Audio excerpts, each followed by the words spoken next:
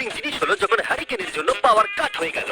ও এটা কি হলো? এ বাবা, আর তোমরা বুঝতেই পারছো আমাদের ক্যামেরাগুলো ইউজলেস হয়ে পড়লো। তাই আমাকে 39 নম্বর দিনে যেতে হলো। কেমন আছো তোমরা? হ্যালো। হাই। এই, আমি জানি তোমাদের খুব স্ট্রাগল করতে হয়েছে, এতটা পরে আসার জন্য দুঃখিত।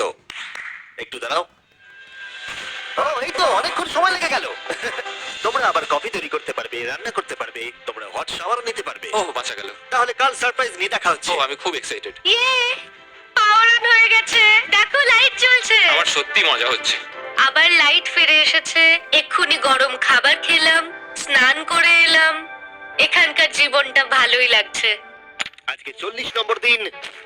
ভেতরে আসতে পারি? এসো।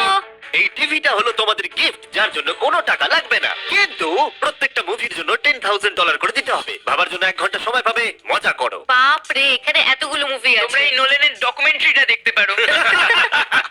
সুজি আর বেলিকে ডিসিশন নিতে ছেড়ে দিলাম আর আমরা বললাম পরে আসছি, কিন্তু ওদেরকে ইন্টারেস্টেড মনে হলো না। 10,000 কি সবকটা পাওয়া যাবে? আমি একটু পরে তোমাদেরকে বলছি।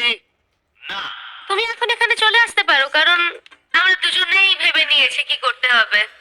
ঠিক আছে, খুব বেশি হলে একটা নিলে আর একটা হাফ দামে দিতে পারি। হুম, তাহলে হবে না। ওকে, ছেলেরা ভেতরে চলে এসো, সবকিছু তোমরা তুলে কোনো নাও। সিনেমা দেখবে না? আমি এটা আনন্দের সাথে রেখে দিলাম। এই হাঙ্গার গেমের মধ্যে একটাও চাই না।